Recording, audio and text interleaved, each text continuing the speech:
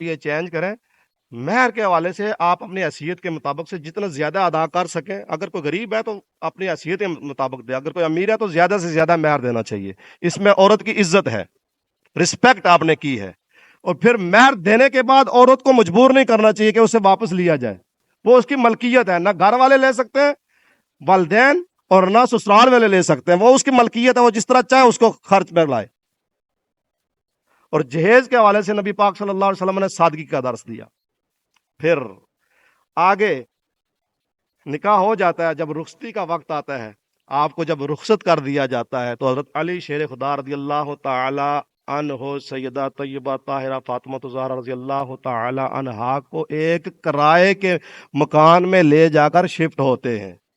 آپ شروع کے کچھ ایام, کچھ مہینے کرائے کے گھر میں رہے. آج تو ہم نے یہ ایک پیمانہ مقرر کر دیا ہے کہ بھائی شادی اس سے کرنی ہے, بیٹی اس کو دینی ہے جس کا اپنا ذاتی گھر ہو. لڑکا چاہے کتنا ہی نیک ہو, اچھی سیرت والا ہو, اچھی صورت والا ہو, اپنا ذاتی گھر نہیں ہے تو بیٹی نہیں دینی ہے. رسول اللہ صلی اللہ علیہ وسلم نے ہمیں اپنی عملی زندگی سے یہ بتا دیا کہ حضرت علی شیر خدا جب رخصت ہوتے ہیں, سیدہ کو لے کر جاتے ہیں, تو کرائے کے مکان میں شفٹ ہوتے ہیں.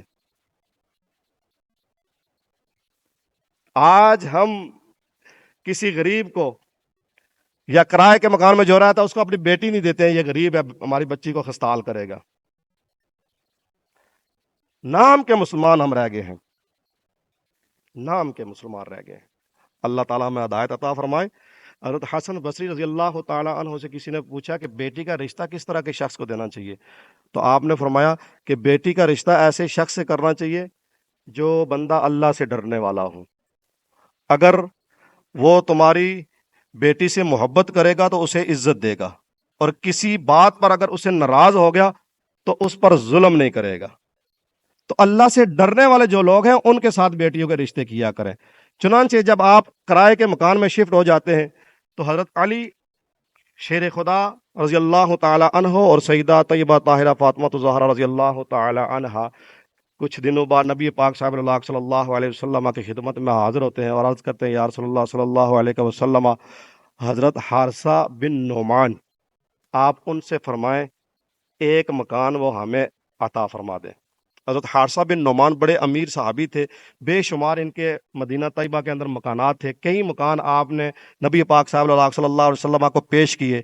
جب یہ دونوں جنتی جوڑی آپ صلی اللہ علیہ وسلم کی خدمت میں حاضر ہو کر عرض گزار ہوتے ہیں, یا رسول اللہ حارثہ بن نعمان سے کہیں کہ ایک مکان ہمیں دے دیں, تو آپ صلی اللہ علیہ وسلم قربان جائے نبی پاک صاحب صلی اللہ علیہ وسلم کی شان پر, جو ساری کائنات کے خزانوں کے مالک و مختار ہیں, خالق کل نے آپ کو مالک کل بنا دیا, دونوں جہاں ہیں آپ کے قبضہ و اختیار میں. اِنَّا أَعْطَيْنَاكَ الْكَوْثَرَ, اے محبوب پاک صلی اللہ علیہ وسلم ہم نے آپ کو خیر کثیر عطا فرمایا. وَوَجَدَكَ عَائِلًا فَأَغْنَا, اور ہم نے آپ کو حاجت مند پا کر غنی فرما دیا. یعنی اللہ رب العزت نے نبی پاک صلی اللہ علیہ وسلم کو حاجت مند پا کر غنی فرما دیا اور خیر کثیر عطا فرمایا. منگتا تو ہے منگتا کو شہوں میں دکھا دو, جس کو میری سرکار سے ٹکڑا نہ ملا ہو. آتا ہے انہیں فقیروں پہ پیار کچھ ایسا, خود بھیک دے اور خود کہیں منگتے کا بلا ہو. یہ مسلمہ حقیقت ہے. میرے نبی پاک صاحب صلی اللہ علیہ وسلم کا وہ شہنشاہی دربار ہے جہاں ہر سائل کی جولی بڑھتی ہے اور ہر مانگنے والے کو مانگنے سے سوا ملتا ہے. یہ وہ آستانہ عالیہ ہے, یہاں جو بھی بکاری بن کر آیا دین و دنیا کا تاجدار بن گیا. ذرہ تھا تو آفتاب بن گیا, قطرہ تھا تو دریا بن گیا, صدف تھا تو گوہر بن گیا, کالا تھا تو رشک کمر بن گیا. میرے آقا صلی اللہ علیہ وسلم کا وہ آستانہ عالیہ ہے. یہاں ابو بکر آیا تو صدیق بن گیا, عمر آیا تو فاروق بن گیا, عثمان آیا تو ذوالنورین بن گیا, علی آیا تو شیر خدا حیدر کرار بن گیا, عربی آیا تو صحابی بن گیا, فقیر آیا تو غنی بن گیا. میرے کریم سے گر کسی نے مانگا, دریا بہا دیے ہیں, دربے بہا دیے ہیں. نبی پاک صاحب صلی اللہ علیہ وسلم کی بارگاہ میں عرض گزار ہوتے ہیں, یا رسول اللہ صلی اللہ علیہ وسلم آپ حارثہ بن نعمان سے فرمائیں کہ وہ ایک مکان ہمیں عطا فرما دیں. تو آپ صلی اللہ علیہ وسلم نے فرمایا کہ مجھے ان سے یہ کہتے ہوئے حیا آتی ہے. اللہ اکبر, اللہ اکبر. آپ نے خود اپنی اولاد کو ہمیشہ دنیا کے مقابلے میں آخرت کو ترجیح دینے کا درس دیا۔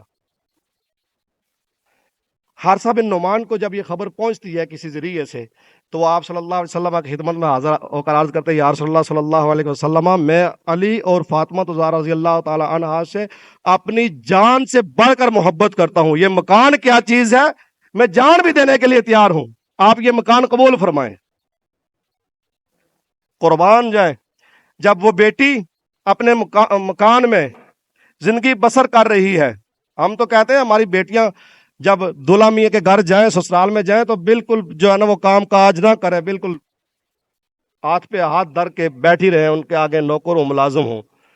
سیدہ طیبہ طاہرہ فاطمہ زہرا رضی اللہ تعالی عنہا دن بھر گھر کے کام کاج، چکی پیس پیس کے آپ کے ہاتھوں کے اوپر چھالے پڑ گئے، دن میں کام کاج کی مصروفیت، رات اللہ کی بارگاہ میں مصلی بچھا کر کھڑی ہو جاتی، ساری رات اللہ تعالیٰ کی عبادت کرتی ہے اپنے بچوں کو سلا کر، رات ختم ہو جاتی ہے، ابھی سجدہ کا پہلا سجدہ مکمل نہیں ہوتا، سر سجدے سے اٹھا کر عرض کرتی ہیں، یا الہ العالمین ایک ایسی لمبی رات بنا دے کہ فاطمہ دل کھول کر عبادت کر لے۔ والذین یبیتون لربہم سجدا وقیاما، وہ لوگ